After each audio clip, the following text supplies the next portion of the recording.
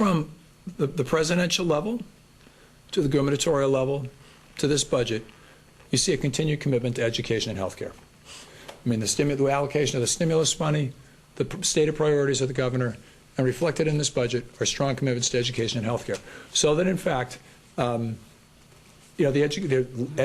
education local aid is level funded. While the rest of the state budget altogether is taking a big hit, local aid for education is being level funded, no cut. In addition, on top of that, we have this large chunk of stimulus money, so that some communities are seeing actually a net increase. Belmont really quite fortunate. Arlington not quite as fortunate, but still gets a good amount of money from the stimulus money. So that overall, the education sector does pretty well. A lot of programs are protected in education, not all, but the extended learning time program, full-day kindergarten, level-funded programs, not cut, in spite of the deep cuts in other areas.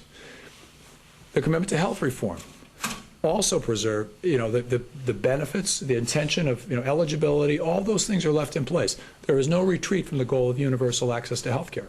So those two big things, please don't hesitate to get comfortable by walking across the front of this room and finding a seat on the other side. And there is a door on the other side, so if you need to get out, you're not going to be trapped either. So, those two big pieces, there's a commitment there to those sort of major heavyweight mainline programs are not being decimated yet. Transitional aid to dependent families also preserved. In fact, budget slightly increased to accommodate the flow of new people onto the welfare rolls as the economy contracts. And also a wonderfully strong commitment to mental retardation, developmental services, not in every single area, but the main core programs of what used to be the Department of Mental Retardation, now called Department of Developmental Services, does well.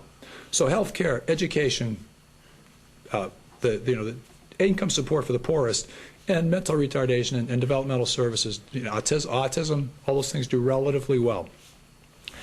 Most of the rest of the budget, most of the agencies in the state do see significant decreases. So things like, law enforcement, judiciary, parks, recreation, the state employee health plan, the public health department, elder services, public transit. I'm talking not talking about the MBT. I'm talking about public transit around the rest of the state.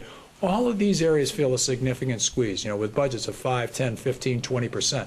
So a whole lot of things that you look to the state government for, apart from those sort of flagship things of education and healthcare, are taking cuts that are really tightening the noose in a major way. And then the Ways and Means Committee, they didn't just squeeze everything in an even way. They went and picked off, a lot of programs that they decided was, look, we just big things, health and education.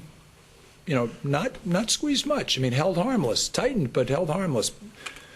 A lot of cuts across a wide variety of state programs, the sort of major bread and butter of state government cuts, and then a number of smaller programs just cut outright, just slashed right out of the budget. And it's a long list of things, from a commission. What does the whole list of things amount to in dollars and cents? That's it's a question I was trying to find the answer to, but it's going to be in the matter of a few $100 million, I'd say, that order of magnitude. 200 is few. Yeah, 2, 3, 400. $4 million in debt. 4 billion. 4 billion. Right. Well, how do we? Right. So so that there's close to 4 billion. Combination of the stimulus and just all those cuts across state government add, a few million there, a few million here. It adds up. Before you're talking about real money. So, the Commonwealth Sewer Rate Relief Fund, the Lottery Anti-Litter Program, the Sting Grants for the Alcoholic Beverage Control Commission, Child Care Rate Reserve, Collins Center for Public Management, Tufts Veterinary School, WPI School of Excellence, Community Health Centers, the End of Life Care Commission, several dozen of these things just done.